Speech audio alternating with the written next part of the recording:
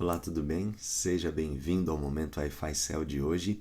E o texto para a nossa reflexão está no livro de Isaías, capítulo 57, versículo 15. O texto diz o seguinte: O alto e sublime, que vive na eternidade, o Santo, diz: Habito nos lugares altos e santos, e também com os de espírito oprimido e humilde. Dou novo ânimo aos abatidos e coragem aos de coração arrependido. Algumas pessoas creem que Deus é como um pai que fez um filho e não assumiu. Creem que Deus criou o nosso mundo, porém abandonou. E a prova de eles crerem assim é justamente a realidade que o mundo está vivendo, com desigualdade, dor, sofrimento, fome, guerras, enfim.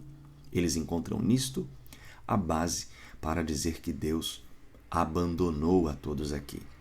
O texto que nós acabamos de ler apresenta aqui duas verdades. É o próprio Deus dizendo, o alto, o sublime, é Ele que está dizendo para nós, que Ele habita nos lugares altos e santos.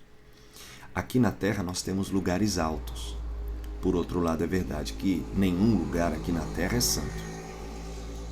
Deus está dizendo que de fato Ele não habita aqui na Terra. Ele habita nos lugares altos e santos. Só que a fala de Deus não acaba aqui. Se acabasse aqui, encontraríamos aqui um texto poderoso para crer como creem os deístas, que Deus criou o mundo e o abandonou. Mas o texto continua, Deus continua dizendo, e também com os de espírito oprimido e humilde. Eu pergunto, onde habitam os que têm o espírito oprimido e humilde? Aqui na terra. Então perceba que Deus é um Deus de longe e um Deus de perto. É um Deus que de fato habita nos lugares altos e santos, porque santo Ele é. Mas ao mesmo tempo, Ele se preocupa em estar conosco. Ele se preocupa em estar presente. A gente vê em Gênesis, por exemplo, no Jardim do Éden, quando Adão e Eva pecaram, Deus se fez presente perguntando onde estás. Quando Caim estava tentado a matar Abel, Deus também se apresentou a ele falando, olha, o pecado está batendo ao teu coração, pula fora disso aí. Veja que Deus ele se preocupa. E claro, a maior revelação de Deus em demonstrar que está conosco foi justamente na pessoa de Jesus.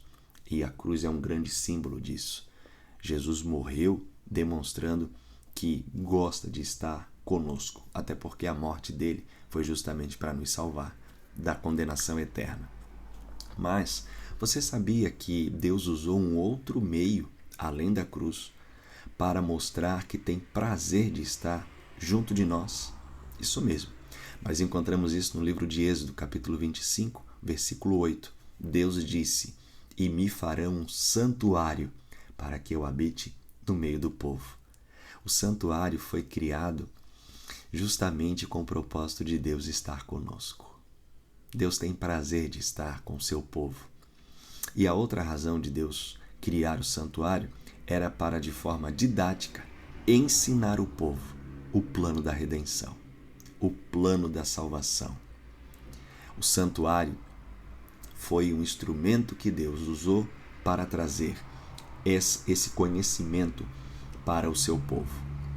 No santuário, nós encontramos ali 3 partes. A primeira delas nós chamamos de pátio, onde temos ali um altar de sacrifício e uma pia.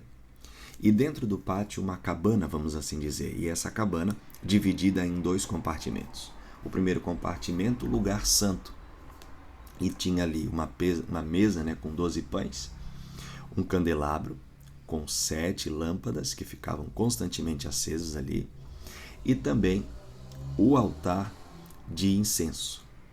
Tinha então um véu que fazia essa separação e no segundo compartimento, o lugar santo dos santos ou santíssimo, então ali uma arca, contendo ali na arca os 10 mandamentos, contendo o cajado, a vara de Arão, e nessa arca fechada então sobre ela o propiciatório com 2 anjos ali, um de frente para o outro, enfim. E o que tudo isso tinha que ver com a presença de Deus? Como eu falei, todos esses utensílios, eles tinham um propósito, e o objetivo principal era ensinar a salvação. Durante essa série, o santuário, nós vamos conhecer mais o que representa cada símbolo do santuário.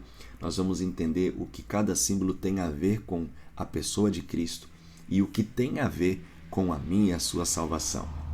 Mas hoje, no nosso momento Wi-Fi Cell, apresentando aqui o santuário, a lição para mim e para você é a seguinte: Deus está perto de nós. Se você está se sentindo abatido, Ele promete dar novo ânimo. Se você errou o alvo, está com o coração arrependido, Ele promete te dar coragem para você continuar caminhando, olhando firmemente para Cristo Jesus, o autor e consumador da nossa fé. Que Deus te abençoe.